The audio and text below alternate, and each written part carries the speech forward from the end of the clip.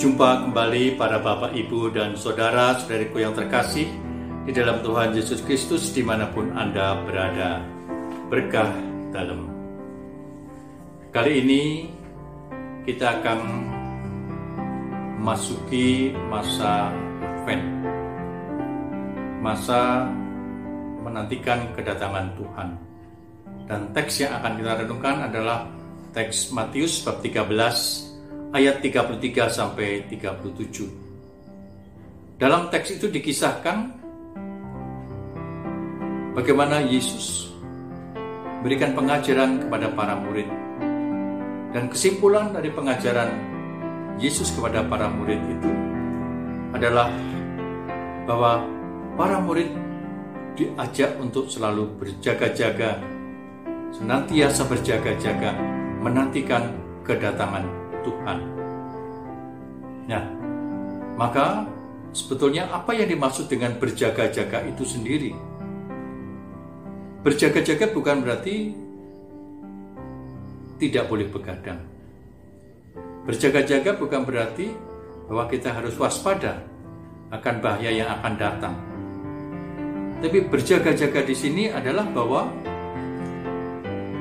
kita senantiasa hidup dalam kesetiaan dan kita selalu siap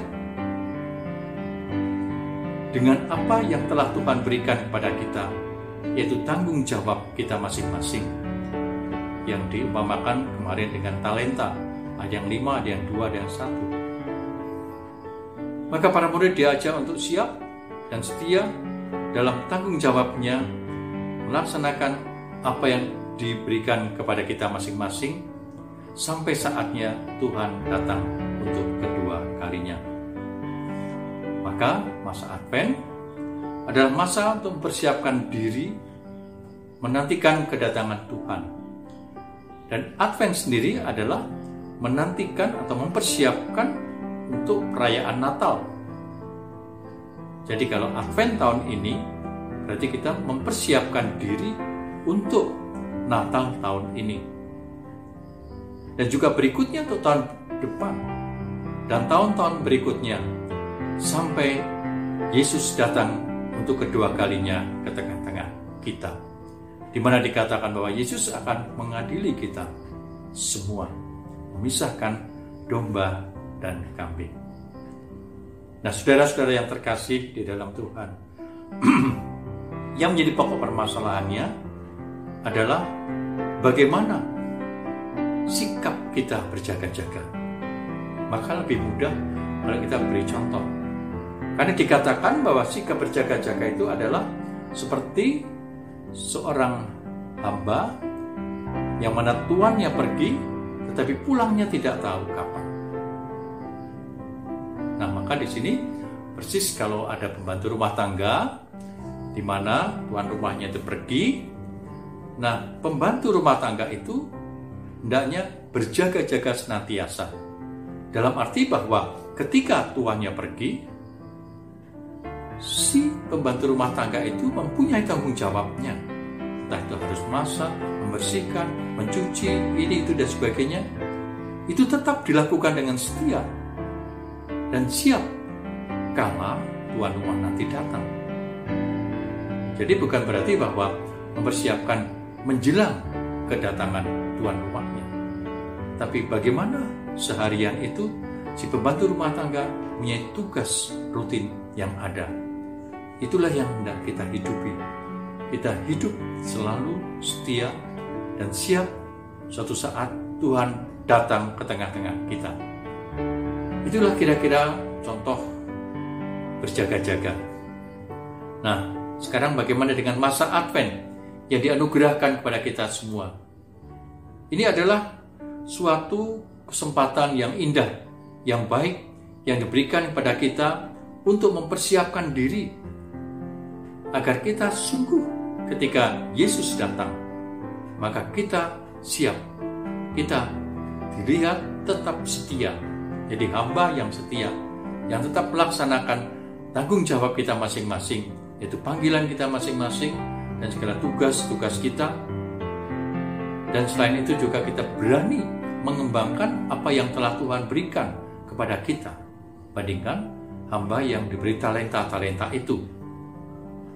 Jangan seperti hamba yang 1 talenta yang tidak berani memperkembangkannya dan membagikan kepada sesama.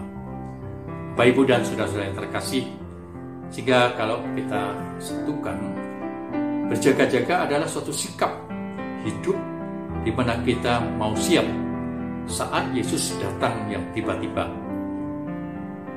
Dan juga kita tetap setia akan apa yang telah Tuhan berikan dan anugerahkan kepada kita semua. Maka boleh kita lihat di dalam perayaan Ekaristi ada yang dinamakan anamnesis. Marilah kita mengharapkan iman kita. Kristus telah wafat, Kristus telah bangkit, Kristus akan kembali. Maka tidaklah cukup kita mempersiapkan hanya untuk Natal ini, atau Natal tahun depan, atau Natal berikutnya. Tapi kita juga mempersiapkan diri untuk kedatangannya yang kedua kalinya.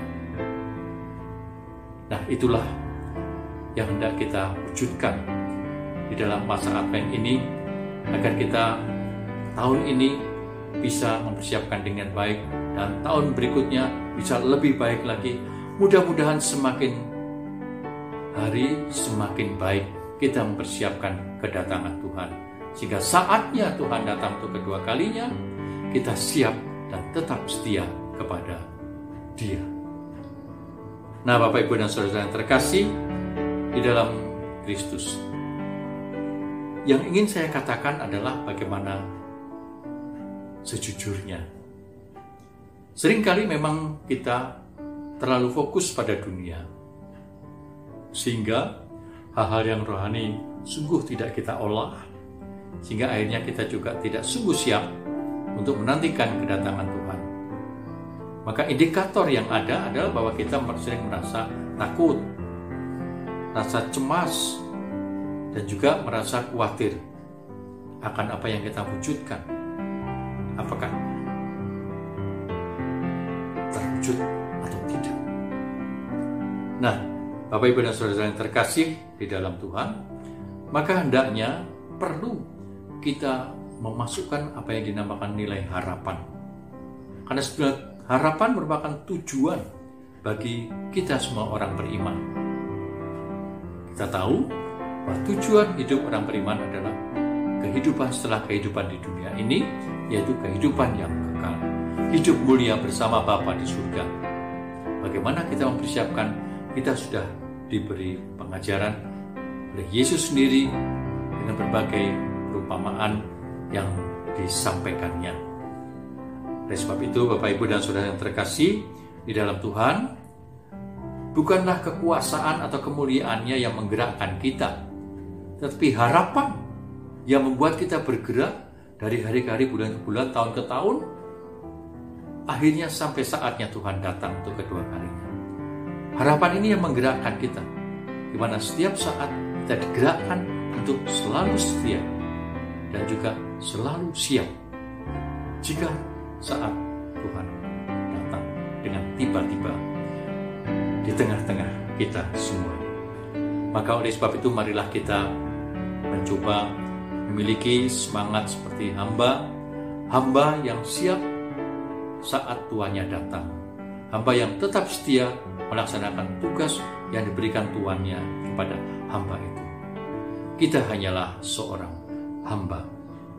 Maka marilah kita mohonkan rahmat khusus agar rahmat Tuhan membuat kita semakin siap saat ini menjelang perayaan Natal tahun 2020, dan yang mempersiapkan tahun berikutnya sampai akhirnya kita sungguh siap dan tetap setia kepada Tuhan Yesus yang kita nantikan kedatangannya untuk kedua kalinya.